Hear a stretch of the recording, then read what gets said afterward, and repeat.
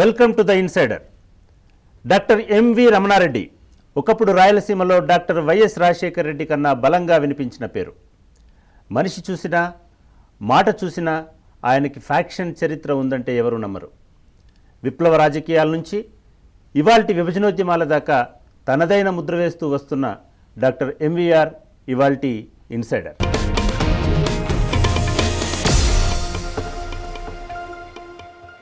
నమస్కారం ఎంవీఆర్ గారు.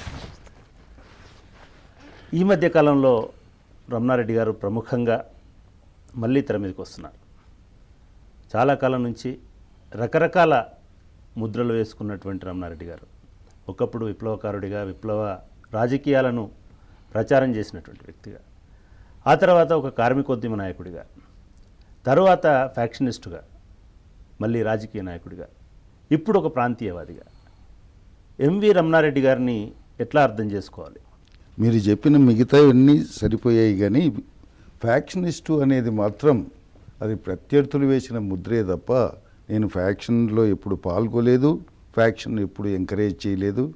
అది ఎక్కడ మా ప్రజలను అడిగితే తెలుస్తుంది. ఫ్యాక్షన్ను ఉండకూడదు అనే ఆశయంతో పనిచేసినోడిని నేను. తర్వాత ఇంతకుముందు వినిపించకుండా పేరు ఉన్నట్టుండి వినిపిస్తుంది ఏమి అని అడిగారు మీరు. దానికి ఒక కారణం ఉంది. మధ్యన నేను నా ఒంటికి పడని పదవీ రాజకీయాల్లో ప్రవేశించాను. వాటిలో నేను I was a square peg in round whole.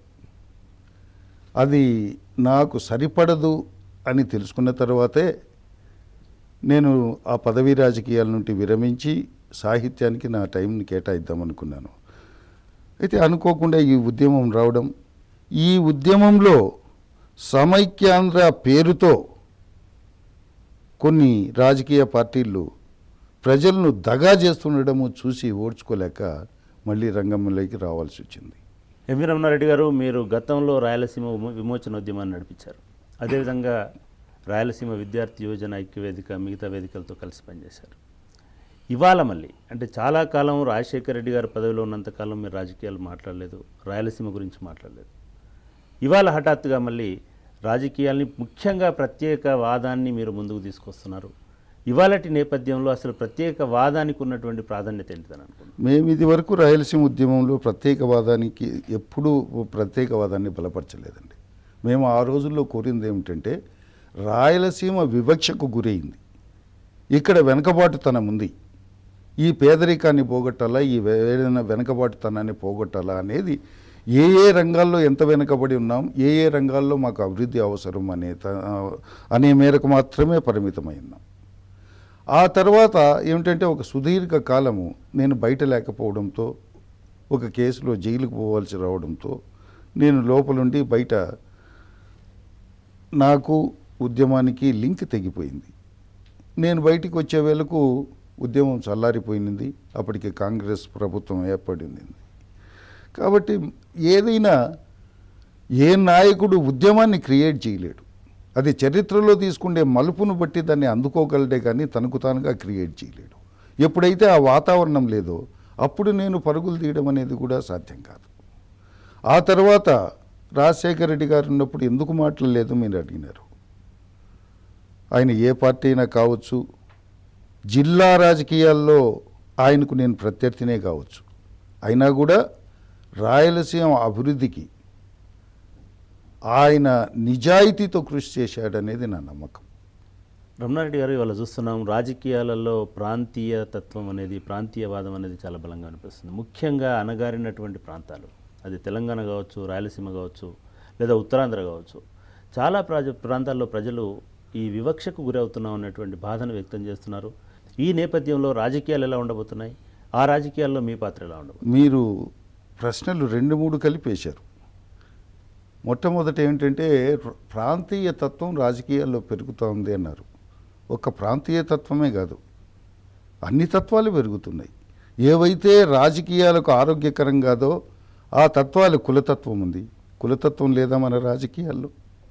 మనిషికి ఎప్పుడైతే తను అనుకున్నది సాధించే మెరిట్ లేకపోతుందో, మెరిట్ లేనోడు తన తాహతు కంటే ఎక్కువగా ఎప్పుడైతే ఆశిస్తాడో అప్పుడు ఏదో ఒక దానికి ఇట్లా షెల్టర్ కులం కిందనో ప్రాంతం కిందనో మతం కిందనో ఏదో ఒక దాని కింద షెల్టర్ తీసుకోవాల్సిన అవసరం వస్తుంది.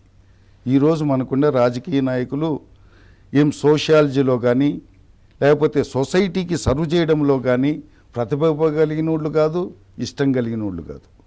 వాళ్ళు ఏదో ఒక గ్లామర్ కోసమో ఏదో ఒక సంపాదన కోసమో ఈరోజు రాజకీయాల్లో ప్రవేశిస్తున్నారు. దాన్ని ఎప్పుడైతే చూస్తారో మిగతా వాళ్ళు కూడా దాన్ని అందుకోవడానికి ప్రయత్నం చేస్తారు. ఎక్కడ సంపద ఉంటే అక్కడ కాంపిటీషన్ బిగిన్ అవుతుంది, అక్కడ క్రైమ్ కూడా బిగిన్ అవుతుంది. ఆ విధంగా రకరకాల ప్లాట్ఫామ్స్ ఈరోజు రాజకీయాల్లో తయారవుతున్నాయి. దాంట్లో ప్రాంతం అనేది కూడా ఒక భాగం. ఇంకా ప్రాంతాలు ఎందుకు వస్తుంది ఈ వైవిధ్యము అని మీరు అంటున్నారు. ప్రాంతీయ అసమానతలు ఉన్న మాట వాస్తవం, అది ఎవ్వరూ కాదనిలేరు. ఒక్క ఆంధ్ర రాష్ట్రంలోనే కాదు, భారతదేశంలో ఆ వాదన ఉంది, ప్రపంచవ్యాప్తంగా కూడా ఆ వాదన ఉంది. ఇప్పుడు అందుకే తర్వాత దీంట్లో నేను ముఖ్యంగా చెప్పదలిచింది ఏమిటంటే, రాయలసీమలో ఒకప్పుడు 83 నుండి జరిగిన ఉద్యమానికి తెలంగాణ ఉద్యమానికి మౌలికంగా ఒక తేడా ఉంది. రాయలసీమ ఉద్యమం ఆ రోజు జరిగింది ప్రత్యేక రాష్ట్రం కోసం కాదు, కేవలం రాయలసీమ అభివృద్ధి కోసమే. కానీ తెలంగాణ వాళ్ళు స్పష్టంగా చెప్తున్నారు, ఇది మా ప్రాంతము, మేము పాలించుకోవాలి. కానీ విచిత్రంగా మీరు రమణారెడ్డి గారు మీరు చూస్తున్నారు, కోస్తాంధ్రలో కానీ రాయలసీమలో కానీ రాజకీయ నాయకులు అదేవిధంగా ప్రజలు కూడా పెద్ద ఎత్తున స్పందిస్తున్నారు. మీరు మాతో ఖచ్చితంగా కలిసి ఉండాలని తెలంగాణ వాళ్ళని డిమాండ్ చేస్తున్నారు. అదే చాలా తప్పంటానండి. ప్రజలందరూ అంటున్నారు, నేను అనుకోవడం లేదు. కొన్ని వెస్టెడ్ ఇంట్రెస్ట్ ఉండే రాజకీయ సెక్షన్స్ ప్రజలను మభ్యపెట్టడం వల్ల అమాయకులైన ప్రజలు కొంతమంది రావచ్చు, విద్యార్థులు కొంతమంది రావచ్చు. కానీ కలిసి ఉండమని డిమాండ్ ఏమిటండి ఇది? ఇప్పుడు బ్లాక్మెయిలింగ్ కాదా అక్కడ జరిగేది? వాళ్ళు కలిసి ఉండము అంటున్నారు. ఒక తమ్ముడు కలిసి ఉండము అన్నప్పుడు మిగతా వాళ్ళంతా వాళ్ళ దగ్గరికి వచ్చి ఒప్పించుకోవాలి. రమ్మనండి, తెలంగాణ ప్రాంతానికి రమ్మనండి, ఆ నాయకులతో మాట్లాడమనండి, ఆ ప్రజలతో మాట్లాడమనండి, మీకున్న ఇబ్బందులు ఏమి, ఎట్లా పరిష్కారం చేస్తామనేది చెప్పమనండి. అది లేకుండా నువ్వు ఇంట్లో కూర్చొని నీ ఇంట్లో ఉండే వాళ్ళతో ఏవేవో అరాచకం చేయిస్తా, అక్కడ బంధువులు చేయిస్తా, రాస్తా రోకోలు చేయిస్తా అంటే ఏమిటి? కేంద్ర ప్రభుత్వం మీద ఒత్తిడి తెచ్చి తెలంగాణ డివైడ్ కాకుండా చూడాలని బలవంతంగా పట్టి పెట్టుకుంటే మాత్రం జీవనం నరకమైపోతుంది. అది తప్పు ప్రాసెస్ అనేది నేను అనుకోను. కానీ మనం మీలాంటి వాళ్ళు తప్పు ప్రాసెస్ అనుకుంటున్నారు. కానీ ఉద్యమాలు పెద్ద ఎత్తున నడుస్తున్నాయి రెండు ప్రాంతాలలో. ముఖ్యంగా కోస్తా ఆంధ్రలో ఒక సామాజిక వర్గానికి చెందినటువంటి నాయకులంతా హైదరాబాద్ ఉండాలి, సమైక్యంగా ఉండాలనే నినాదంతో వచ్చినారు. అదే పంథాలో ఇవాళ రాయలసీమలో కూడా ఒక సెక్షన్ పూర్తిగా ఈ ఉద్యమాన్ని ముందుకు తీసుకెళ్తారు. దీంట్లో నేను ఒక విషయం చెప్తాను.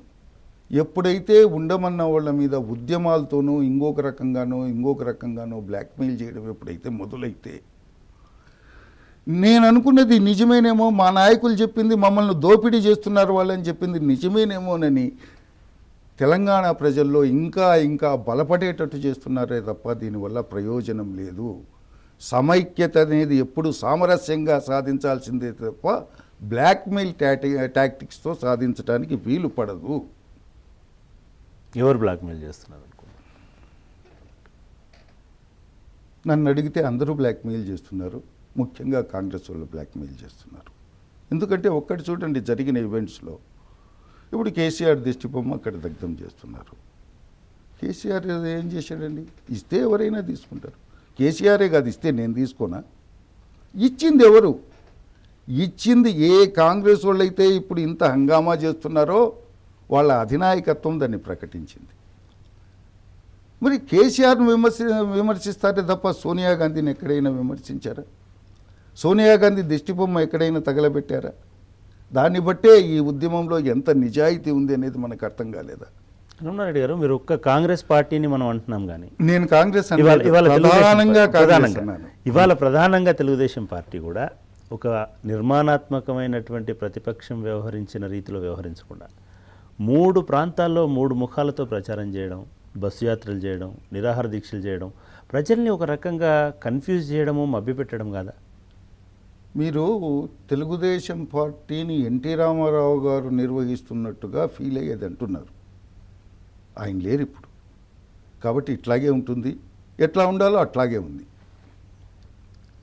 ఇవాళ రాజకీయాలు చేయబట్టి ముఖ్యంగా తెలుగుదేశం పార్టీ కానివ్వండి, కాంగ్రెస్ పార్టీ కానివ్వండి, వాళ్ళకున్న రాజకీయాలు కానివ్వండి, వీళ్ళందరూ ఒక 5 సంవత్సరాలుగా 10 సంవత్సరాలుగా తెలంగాణ ఇస్తామని ఒక 5 సంవత్సరాలు వాళ్ళు, ఇంకొక 5 సంవత్సరాలు వీళ్ళు చెప్పుకుంటూ వస్తూ ఒక తీర్మానం చేసి లేదా అఖిలపక్షంలో అటెండ్ అయ్యి ఈ మొత్తం ప్రాసెస్ అంతా మీకు తెలుసు.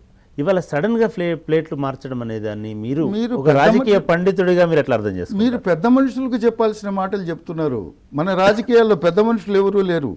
ఆ విషయమే మర్చిపోండి. ఏంటి పరిష్కారం? అది ప్రజలు చేయాలి. ఈ రంగులన్నీ బయట పెడితే ఏదో ఒక రోజు ప్రజలు వీళ్ళందరికీ బుద్ధి చెప్తారు.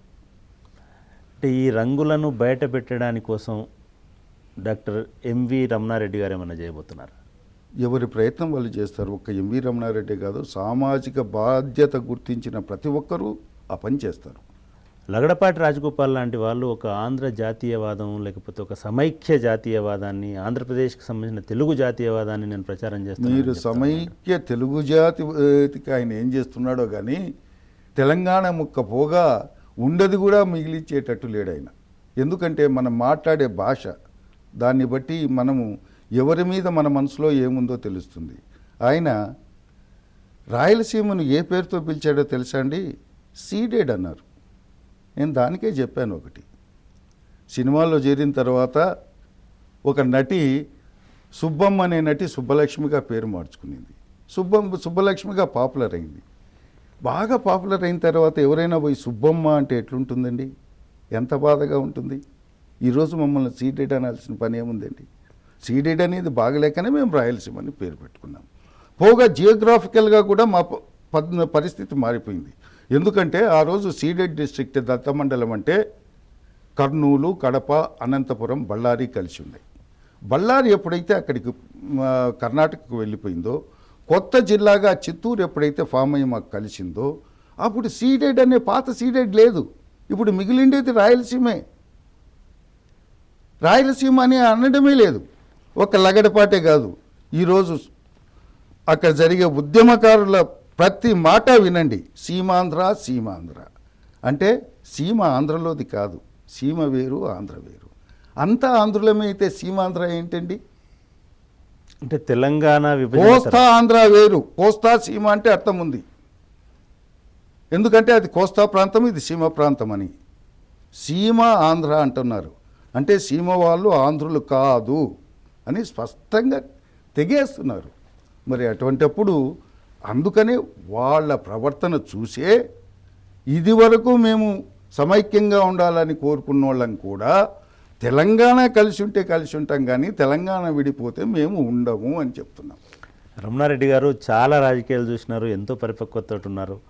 ఎంతవరకు సమంజసం? ఫలానా వాళ్ళు కలిసి ఉంటేనే మేము కలిసి ఉంటాము, లేకపోతే మేము విడిపోతాం.